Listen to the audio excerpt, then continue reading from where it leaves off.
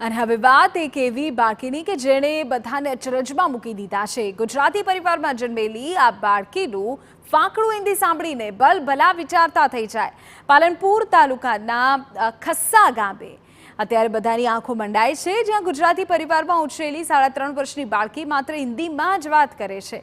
નવાઈની વાત તો એ છે કે બાળકીના માતા પિતા નિરક્ષર છે। સવાલ થાય કે હજુ ભણવાનું પણ શરૂ ન કરનારી આ બાળકી આવું હિન્દી કઈ રીતે બોલી શકે? પૂરે હિન્દી બોલે છે, કમ્પ્લીટ ગુજરાતી બોલતી નહીં, હિન્દી જ। અને એ કોઈ પ્રશ્ન પૂછો હિન્દીમાં જ વાત કરે છે। અને અમને નવાઈ લાગે છે કે મારો જન્મ અંજાર થયેલો છે, અંજારની તો મારા ઘર પડી ગયું હતું, ભૂકંપને મરી ગઈ હતી હું, અને એવો પ્રશ્ન જવાબ કરે છે। બાળકી દક્ષ ઠાકોરની વાતો પરથી સ્પષ્ટ થાય છે કે તે ગયા જન્મની વાતો કરી રહી છે। બાળકીના માતા પિતાનું કહેવું છે કે તેમની દીકરી નાનપણથી જ હિન્દીમાં વાત કરે છે, જેને ઘણીવાર તેઓ પણ સમજી નથી શકતા।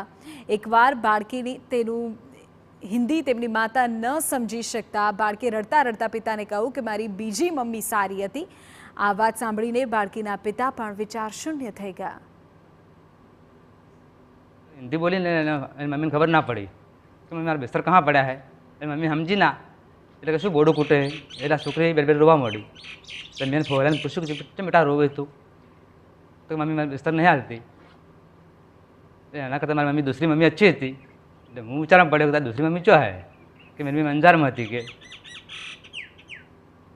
એટલે બધું પૂછ્યું મેં એને, મારી દૂસરી મમ્મી હતી, દૂસરા મારા પપ્પા હતા, મારું આવું ઘર હતું। બાળકીનો દાવો છે કે તે પહેલા કચ્છના અંજારમાં હતી અને ભૂકંપમાં તેનું મોત થયું હતું। ત્યાંના પ્રસંગોને યાદ કરતા બાળકી કહે છે કે તે નાની હતી ત્યારે અંજારની ગલીમાં રમતી હતી, ત્યાં તેમના માતા પિતા કામ કરતા હતા। તમે પણ સાંભળો બાળકીની આ અગમ વાણી। पहले अंजार में थी। अंजार में क्या नाम था तेरा? अंजार में पिंजल नाम था। पिंजल नाम था। तब वहाँ तुम क्या करती? वहाँ वहाँ खेलते, केक बनाते। ठीक है। मम्मी पापा क्या करते थे?